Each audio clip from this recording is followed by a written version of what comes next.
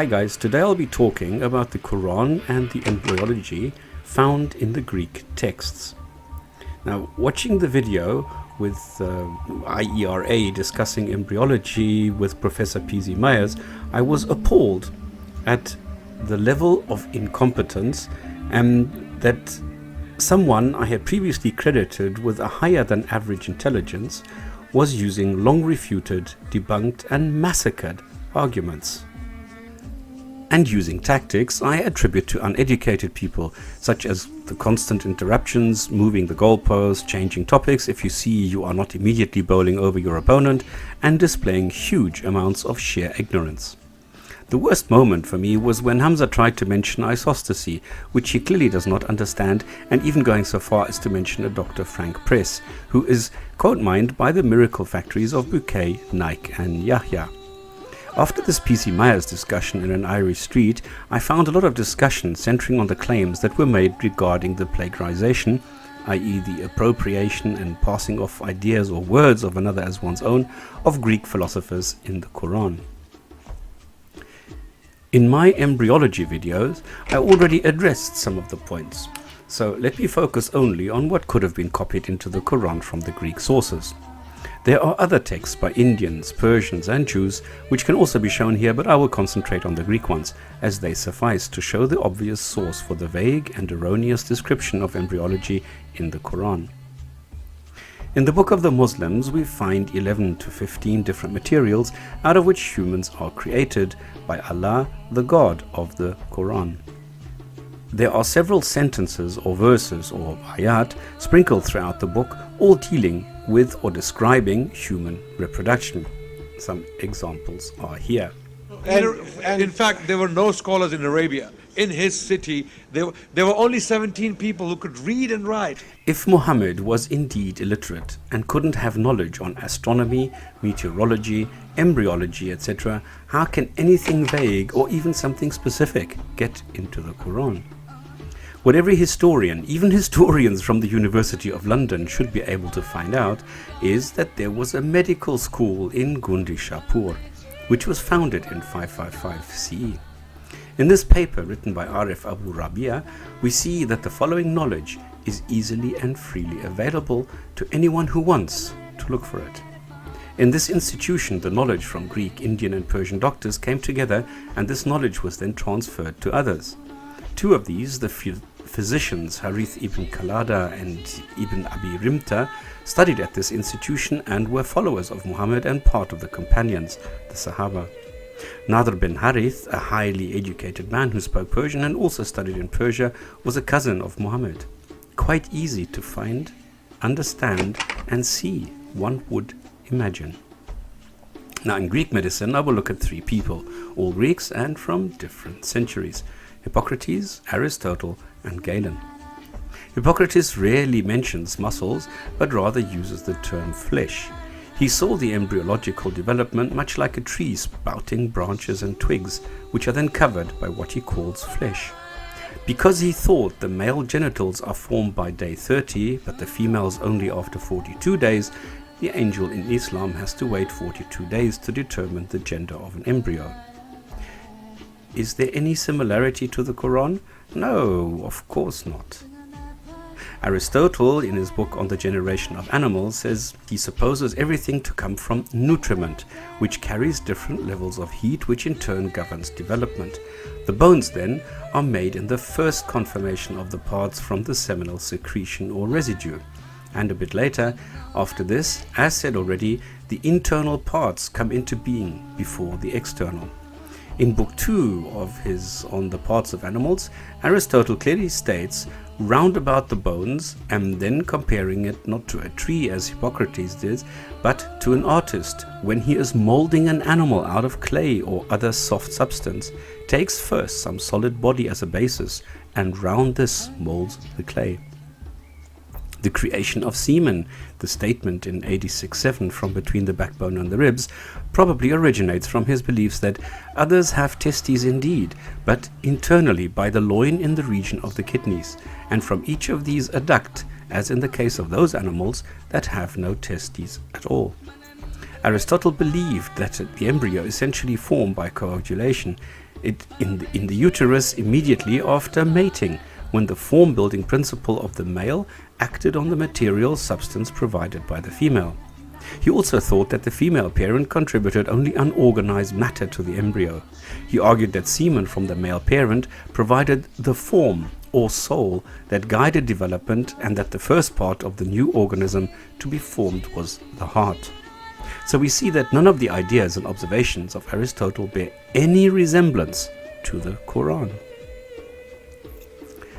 Galen carries on the tradition of comparing reproduction of animals and humans with plants.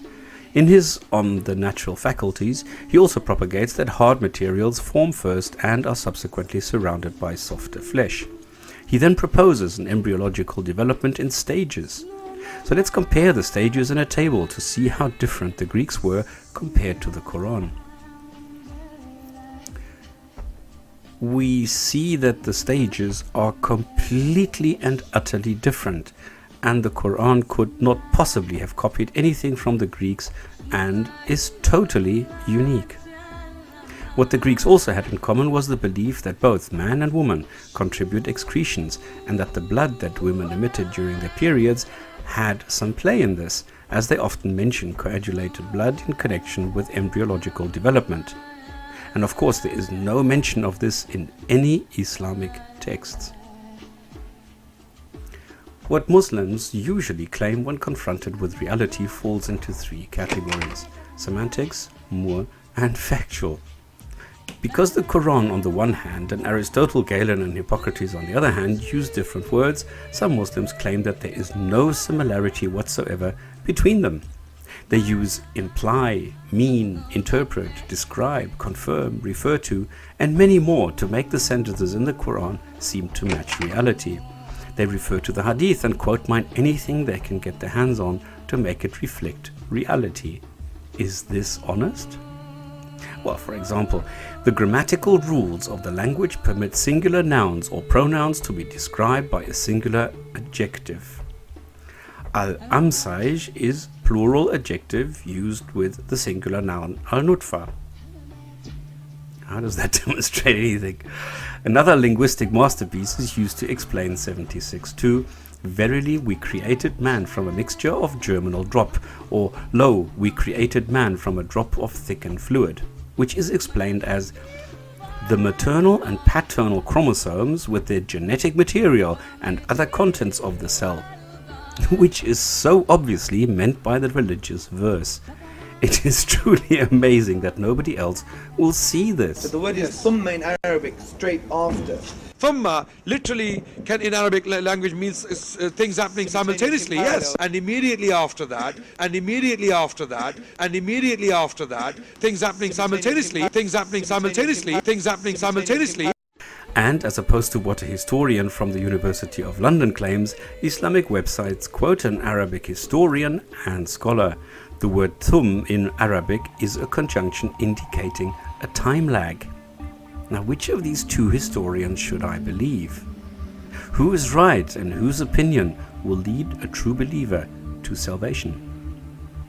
If none of the above suffice, words are simply redefined. A word which was in the past quite happily accepted to mean something gets a new meaning assigned to it to cater for the mistake in the Quran. Translations by Arabic speakers and scholars of the Arabic language are suddenly declared false, and translations by people like Bouquet or Moore, neither of whom spoke any Arabic, are declared correct. Nutfa is suddenly a spermatozoon, an ovum and a zygote, depending on whom we are talking about and at what stage. Sperm is produced anywhere between the backbone and the ribs, which excludes only the knees as possible source for sperm. Even in 2011, many Muslims don't want to admit that Moore lied.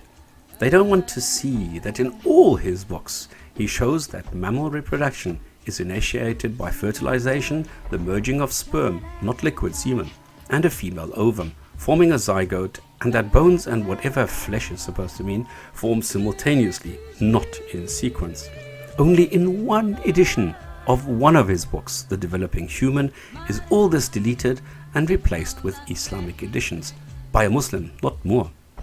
So the millions of embryologists and the millions of books on embryology are all wrong, and a single person and a single edition of a book are what Muslims arbitrarily select as the truth. Based on what? Personal preference? Intellectual honesty? If we look what Dr. Moore has to say about the formation of bones and flesh, Muslims should be in for a surprise. On page 346 of his fourth edition, which is just one later from the third, the Islamic edition, it says, "At first the bones form as cartilage models, so that by the end of the 6th week the whole limb skeleton is formed out of the cartilage, but without any bony calcium, as shown in figure 1513. While the bone models are forming, myoblasts develop a large muscle mass in each limb bud, separating into extensor and flexor components." Well, this must be forgery by some evil and lying atheist. What he said on the page number 364A of his book, The Human Embryo, that in the 7th week the bones are formed, and immediately after that the flesh is formed, and the flesh, the bones are clothed with flesh. Well, Keith Moore is wrong. He's an embryologist. This is his field. There is not a single scientist who researches embryology and reproduction. By the by, Moore is not a scientist but a celebrity author, who cites the Quran or has published anything remotely resembling the contents of the Quran. Yet Muslim miracle seekers stubbornly insist that the Quran is correct, and, as I was told in a discussion with some Quran teachers and a scholar, it is only a matter of time before Western scientists discover the truth and verify the Quran. But it's not really relevant, because what they do is simply stick their fingers in their ear and say la la la. They know what's true because it's in the holy book. Muslims go to extremes to defend their old book and even create entire websites around the Islamic medicine, probably because it is different from Norwegian or Australian medicine, as Muslims are accepted from evolution and are constructed differently than other humans. The owner of medicineforfaith.net holds as his highest qualification a diploma and holds the position of Associate Professor of Anatomy and Embryology, and he posits that the Quran is 100% correct. I have written to the university and have requested some verification for this, but they have not come back to me.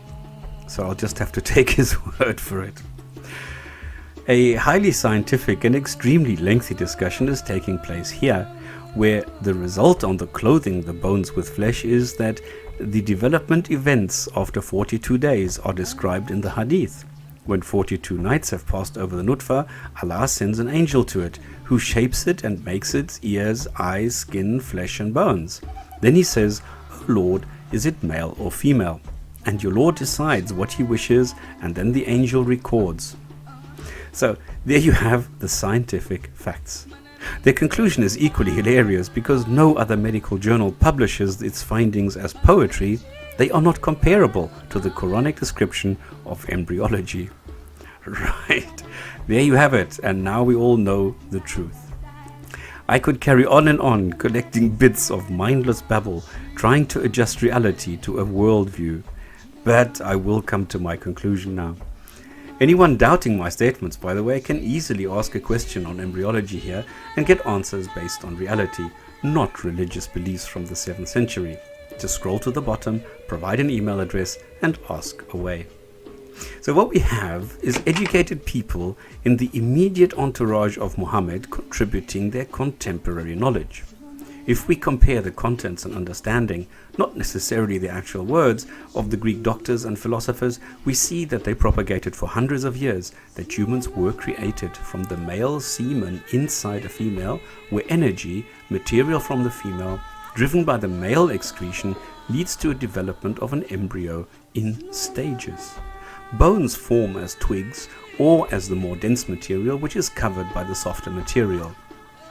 There are two things missing: the leech and the angel. Why are there still intelligent people out there that don't see the similarities?